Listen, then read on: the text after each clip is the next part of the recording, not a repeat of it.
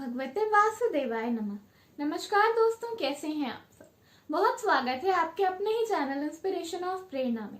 बड़े ही खास 9 दिन माता रानी के 9 दिन इस बार शारदीय नवरात्रि यानी कि दुर्गा पूजा 26 सितंबर से स्टार्ट हो रही है।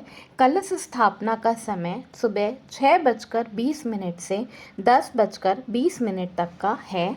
इसके साथ साथ इस बार माता रानी दुर्गा माँ हाथी पर सवार होकर यानी कि गज पर सवार होकर आ रही हैं, तो हमारा घर हमारा देश धन और धान्य से भरा हुआ होगा। हम सभी अपने घर में पूजा पाठ की तैयारियों में लगे हुए हैं।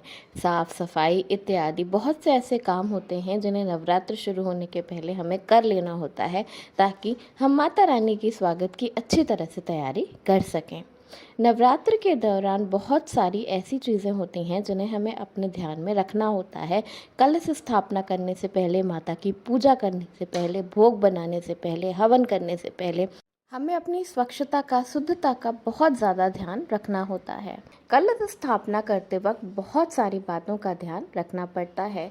वहीं कुछ महिलाएं जिन्हें नवरात्र के दौरान या कलश स्थापना के समय या कन्या पूजन के समय मासिक धर्म आ जाता है, उन्हें ये समझ में नहीं आता कि वो पूरा पूजा अब किस तरह से करें। नवरात्र के दौरान जो लोग कलश स्थापना करते हैं, व्रत पूजा करते हैं, उन्हें बहुत सारे नियमों का पालन करना पड़ता है।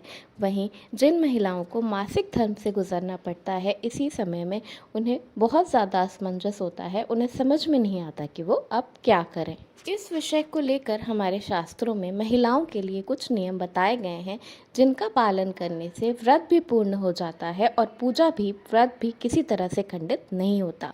तो आइए जानते हैं क्या है वो नियम। आमतौर पर जो लोग अपने घर में कलश की स्थापना करते हैं या नवरात्रि का व्रत पूजन हवन करते हैं, उन्हें 2, 5 या 7 साल के लिए कम से कम ये व्रत पूजन करना चाहिए। ऐसा नहीं है कि आपने 1 साल व्रत पूजन किया और अगले साल अगर आप मासिक धर्म से गुजर रही हैं तो आपने ये छोड़ दिया। ऐसा करने से आपकी पूजा खंडित हो जाती है। अगर कलश स्थापना के वक्त, नवरात्रि के दौरान या कन्या पूजन के वक्त मासिक धर्म आता है, तो कुछ नियमों का पालन करते हुए आप अपने व्रत को मासिक धर्म में भी पूर्ण कर सकते हैं। सबसे पहले बात करते हैं कलश स्थापना की। तो अगर आपका मासिक धर्म चल रहा है और 1 से चौथा दिन है, तो आप अपने पति से, पंडित से या किसी भी रिश्तेदार से बोलकर, अपनी बेटी से बोलकर कलश स्थापना करवा सकते हैं। आप कलश स्थापना उनसे करवा दें और मानसिक रूप से पूजा करते रहें। इसके साथ साथ ऐसा शास्त्रों में बताया गया है कि किसी भी देवी की पूजा मासिक धर्म के 5वें दिन के बाद से की जा सकती है। वहीं किसी भी देवता की पूजा मासिक धर्म के 7 दिन हो जाने के बाद ही की जाती है। इस दौरान महिलाओं को व्रत के सभी नियमों का पालन करना होता है और मानसिक रूप से पूजा करनी होती है।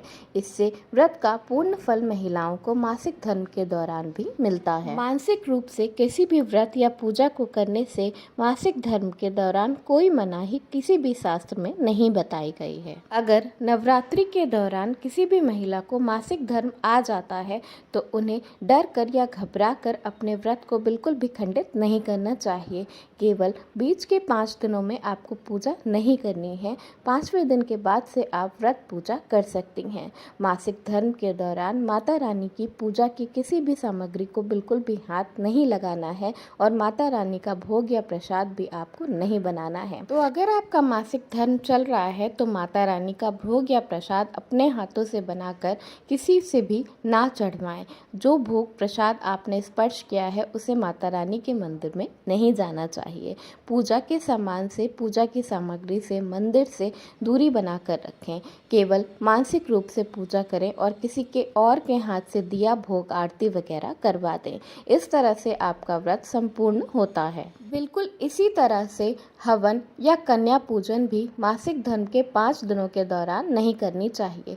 तो अगर आपने कलश स्थापना की है और बीच में आपको मासिक धर्म आ जाता है, तो 5वें दिन से पहले कन्या पूजन या हवन में बिल्कुल भी भाग ना लें। उसके किसी भी सामग्री को स्पर्श ना करें।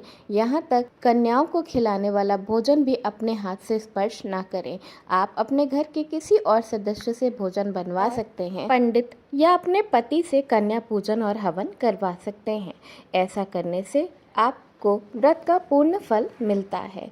तो अगर नवरात्रि के दौरान पहले या नवरात्रि की पूजन के समय आपको मासिक धर्म आ जाता है तो घबरा कर अपने व्रत को खंडित ना करें।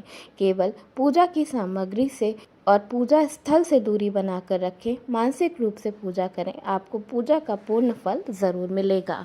ऐसा कहा जाता है कि ईश्वर हमारे मन से जुड़े होते हैं, हमारे तन से नहीं। इसलिए घबरा कर अपने व्रत को खंडित ना करें। पूजा पाठ की सामग्री से दूरी बनाकर रखें और मन से माता रानी को ज़रूर याद करें। आपकी हर मनोकामना माता रानी अवश्य पूर्ण करेंगी। जय माता दी। राधे राधे।